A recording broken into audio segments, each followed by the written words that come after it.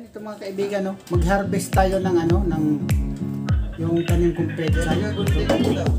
Harvest na tayo. At sabay ang pag-harvest nito mga kaibigan, binabawa ito. 4 na dahon ang natanggal sa kanya sa isang puno. 4 na dahon na mayroon pa. Oh. Tapos lagyan natin siya ng fertilizer para makabawi siya. Natanggalan siya ng dahon. Tapos palagpasin lang natin ng mga 1 linggo. Ayan na, nadahon na naman siya ulit. Ugahanin na naman ulit.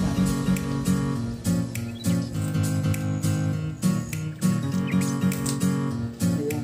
Oh, daming nakuhang dahon sa kanya. Isang puno, oh. Natakin mo kung ilang dahon to kaibigan na nakuha sa kanya. Isang puno, oh. 5, 6. Oh, 6 na malalaking dahon ang nakuha sa isang puno, mga kaibigan. Ay kung mayroon kang 10 nito, 10 piraso na paso, madi, mayroon ka rin 60 na ganito. Ay ang dami ng gulay, dito maubos. At itong paso na ito ay 12 paso, mga kaibigan.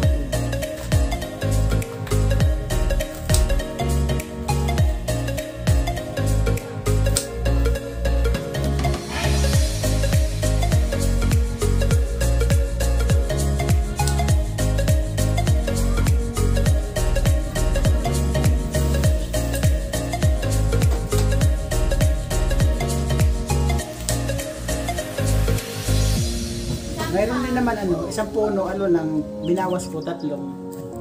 4 na dahon. Hindi ko masyadong tinanggalan ng dahon, mga kaibigan.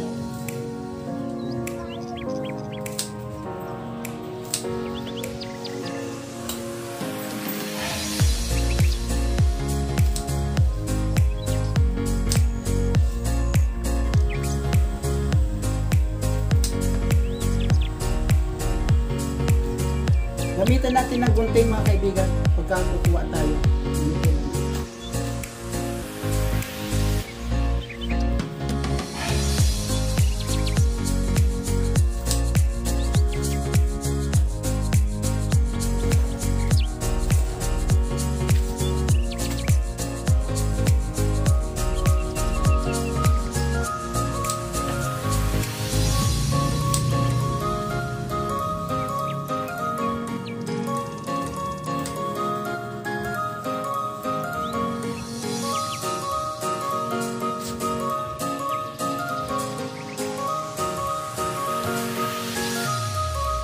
Ayan, mga kaibigan, marami yan.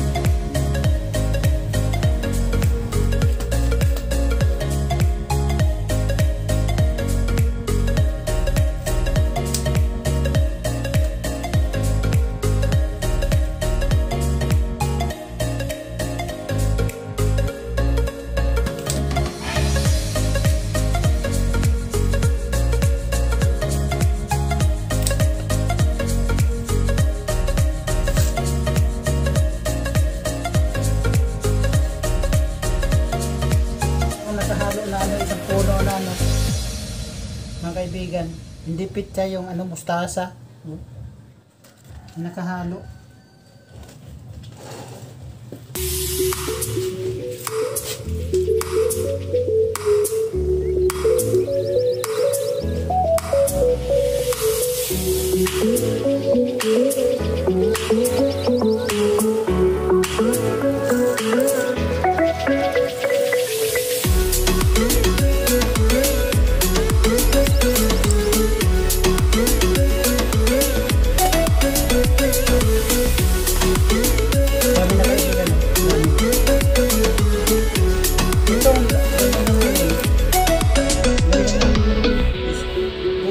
Ang daming dahon, kaya lang medyo napansin niyo yung dahon, parang medyo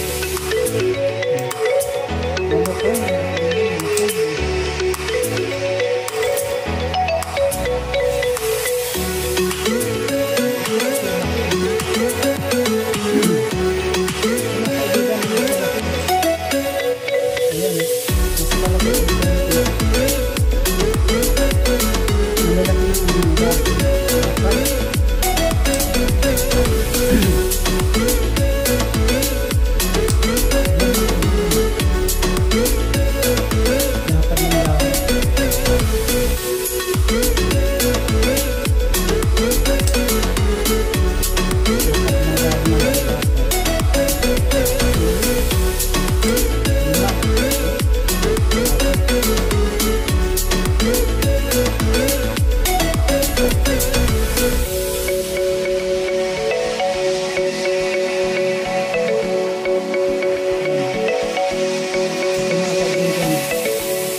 Dalawang puno sa isang paso. Pero yung isa, sobrang malaki. Para makabilis na, tanggalin na natin. Ilalim na. Bago yung buhay na makabilis.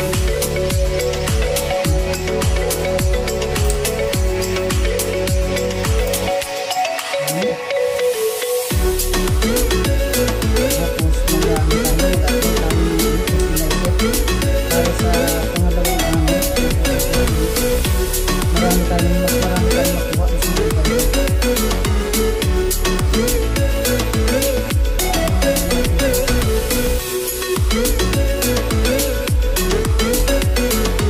Habang nakukuha ng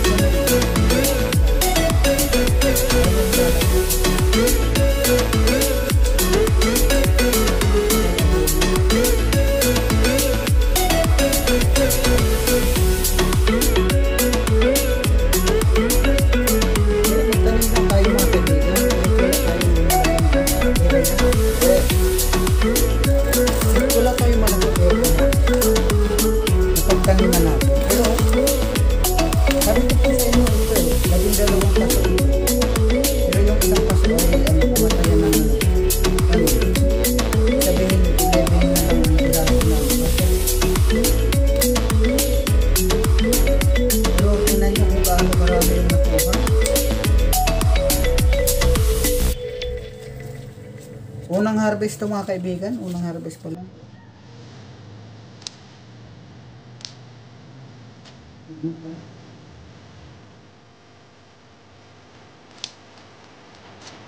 Nalinis na. Okay na. Tama na yan. Maraming ewan.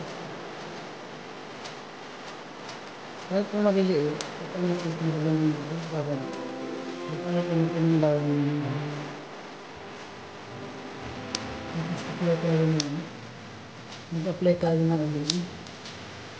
Ang abunong ito na pang-apply ng kaibigan mo yung Brighton Coffee. Split.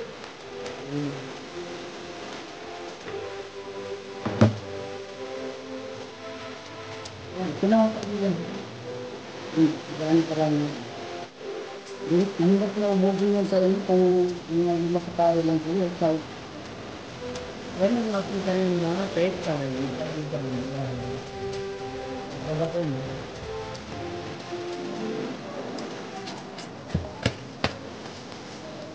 Meron din siya.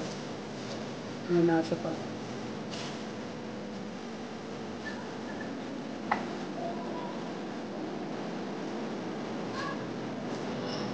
Marami yan, kaibigan.